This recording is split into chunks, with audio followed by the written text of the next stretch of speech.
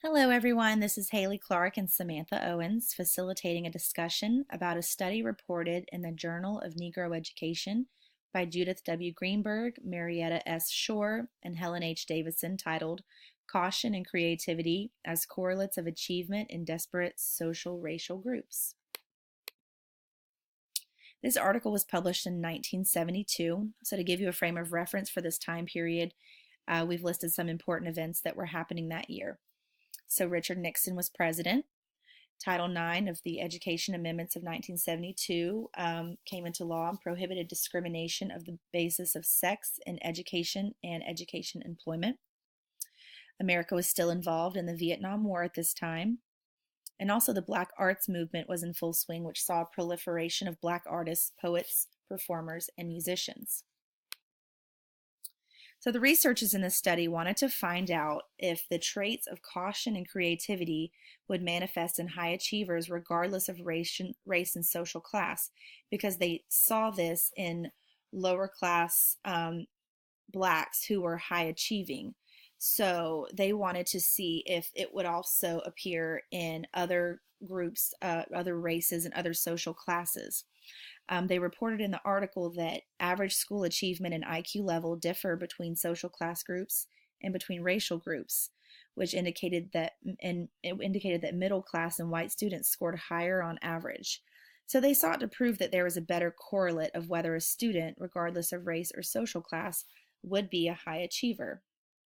What is some commonality between them, regardless of their race and social class?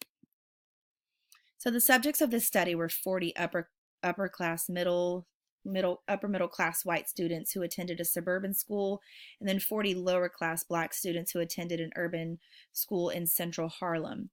So both groups had the same number of boys and girls, and also note the confounding differences between the groups in both social class and race. And to demonstrate that both groups were functioning equivalently, the researchers compared their scores on standardized reading achievement tests. The scores were given at the beginning of their 5th grade school year, so an on-level score at this point would be a 5.1.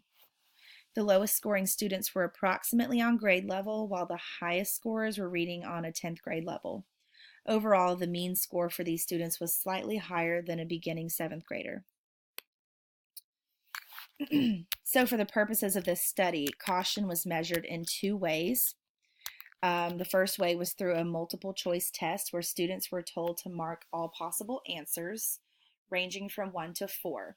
So it was a multiple choice test where each question could have more than one answer. Refrain from marking all the answer choices was presumed to measure caution.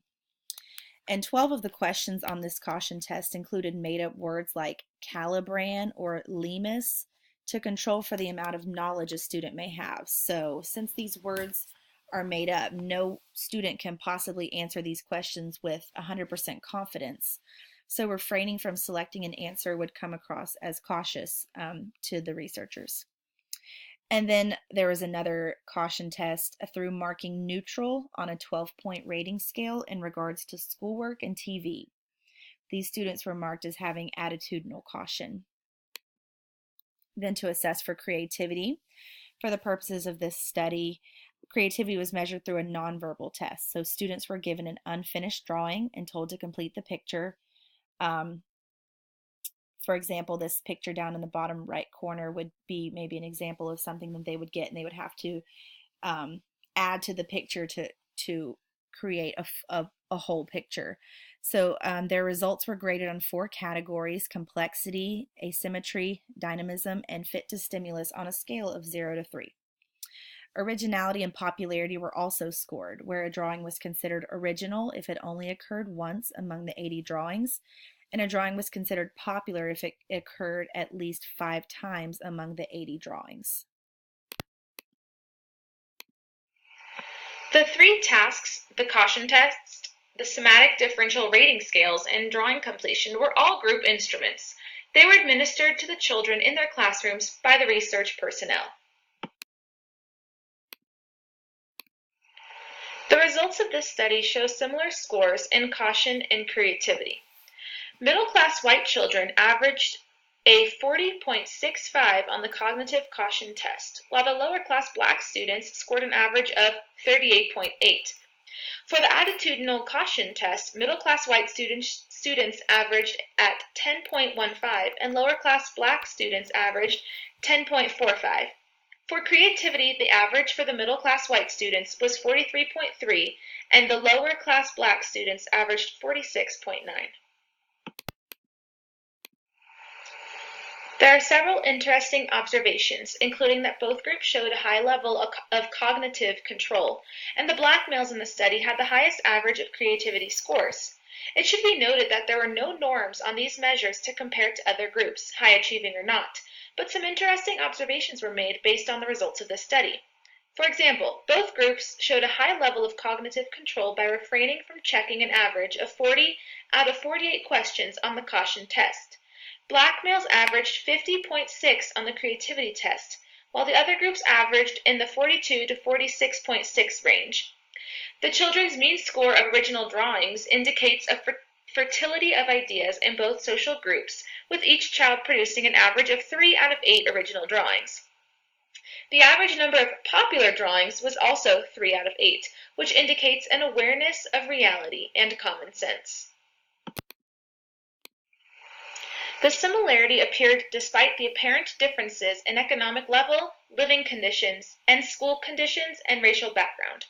Students who were more well-rounded socially were able to control their responses and reactions during the assessment. Since both groups responded similarly, there is evidence to determine that the trait of caution can be associated with school achievement. The study concluded that caution and creativity are not exclusive characteristics held by just one social class, nor are these traits incompatible with one another. Since both groups of students performed similarly on the tasks measuring these traits, it can be concluded that these traits are not bound by racial or economical lines.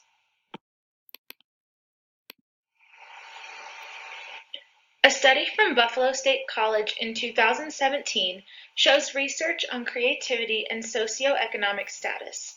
The point argued is the more opportunities a child is given, the more creative chances and outlets they have. A quote from WISB News says, quote, "Those at the local school who are studying creativity report their findings, saying there's a link between parents' income and education and a child's creativity. The research shows that someone will be able to think more creatively if they are born into a better educated family with higher income levels." Let's watch the video to see more. Level and creative thinking. That is according to researchers at Buff State.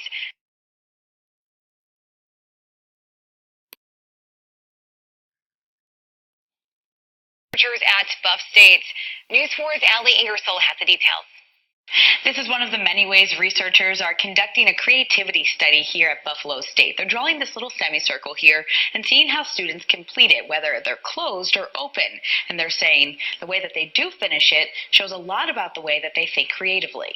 Students first have to appreciate the power of ideas. That's a lesson Dr. Salchuk Ajar is teaching students at Buffalo State College. Most of our challenges are actually more than one option. The researcher says grasping that idea, realizing there are several ways to look at any sort of problem, is one of the main reasons it's important to be able to think creatively. If they are future-proof by change skills, change management skills, and by thinking creatively, they are going to be more ready for the future. Those studying creativity say they have found a link between income, parents' education level, and creativity. Most of the ideas are coming from experiences.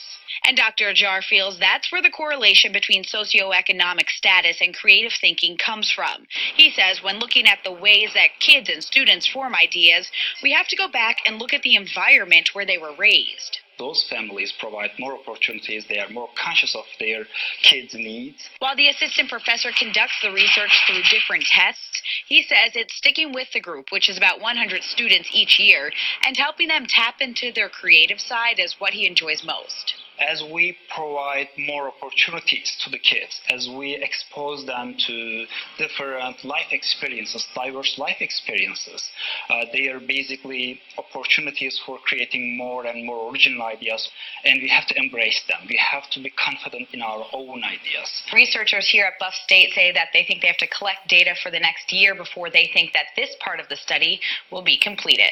Reporting from Buff State, Allie Ingersoll, News 4.